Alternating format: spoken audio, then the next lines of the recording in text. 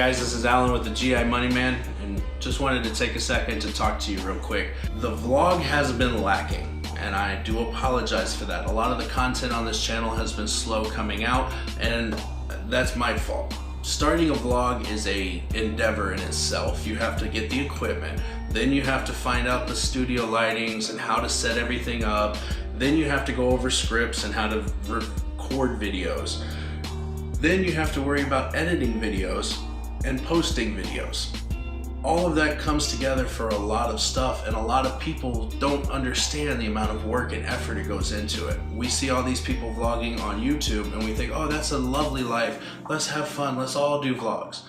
A lot of people start and then they fizzle out. The only thing I can say is keep with it and keep going. Make time for it and it'll make time for you.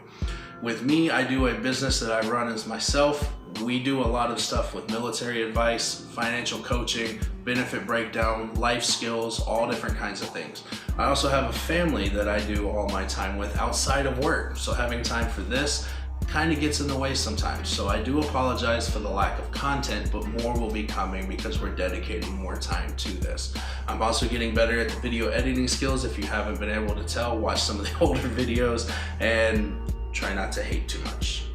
But we're going to be going forward with a new series that we're talking about budgeting tactics for the everyday life. This series is going to be dedicated up directly to different topics of budgeting, different topics of finance, investing, savings, retirements, and what to do with money. Now, my word is not God. My word is not law. My word comes from a bunch of people. I've read a crap ton of books. I've done a lot of research, and this is personal experience being regurgitated back out to y'all. What I do is a financial coaching system. My company is designed to help, coach, motivate, guide, walk through the process with you, and continue going forward until you feel confident enough to where you can do it on your own. We start at the zero ground level basics all the way up to the intermediate and the master investment levels to help out different people. All of us have different aspects and backgrounds. Everybody that works here has different information that we give out, and we all try to centralize it to make it work the best way we can. But again, we start out with the basics, we work with the intermediates, and we work with the master investors, and we help everybody in between that. So don't feel discouraged if you don't think you have enough money to invest, or if you don't think you have enough money to save, or if you think you're saving enough and you want to start dabbling in stocks. Feel free to ask questions. That's what we're here for. Now, the topic today that we're going to be discussing is savings as a whole. Last video we did was savings as a bill. This video is savings as a whole. This video is designed to direct you to figure out what savings is more important and which one is more crucial. A lot of people that I've talked to have been thinking about like the Dave Ramsey plan, or there's a couple other people that do different savings programs.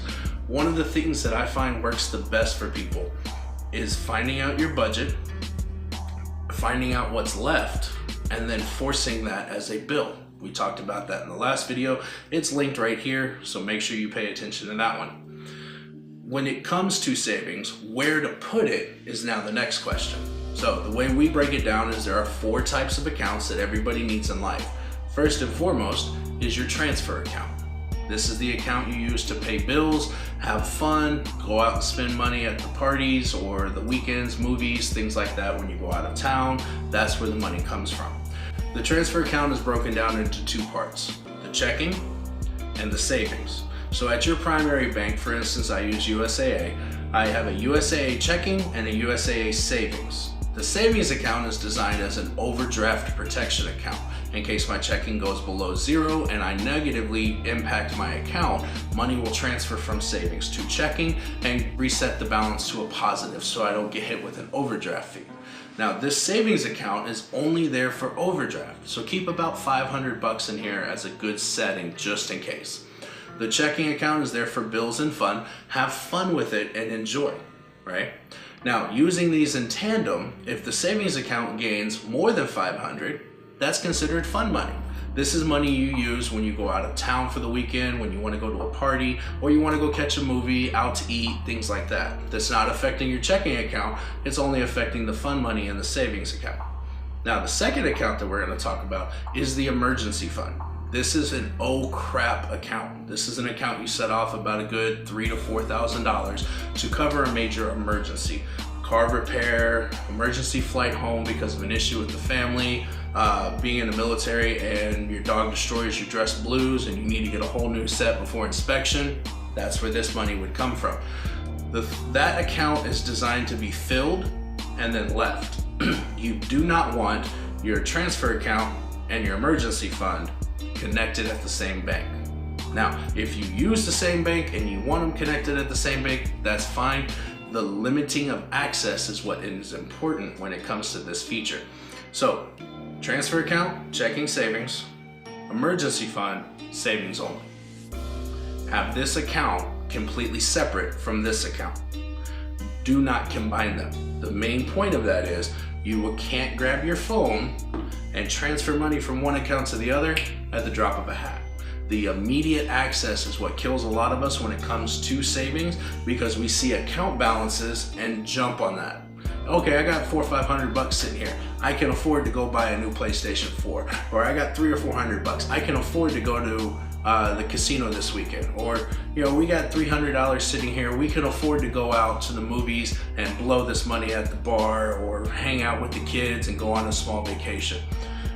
Looking at our account balances between all of these accounts is what's going to cause us headache. That's why the transfer account and the emergency fund are separated by that line. You can't access the savings of the emergency fund without going to the bank and withdrawing it from the bank. You cannot transfer it to your checking account. That limitation of access will help build the emergency fund to a larger portion. Now we have to dedicate money to this, and that's where the budgeting and the buffering comes into place. Once we figure out how much money we can afford to save, we take 25% of that and put that here until this is full. Now, focus on it as you would. Other people say different numbers, 6, 8, 10 months worth of bills, scratch all that. $2,000 to $3,000 per adult, $1,000 per child, $500 per pet. That right there is the base number that will be easily obtainable, easy to work for, and have the understanding of, hey, this is how much money I need. Bills fluctuate, bills change, bills can be paid late.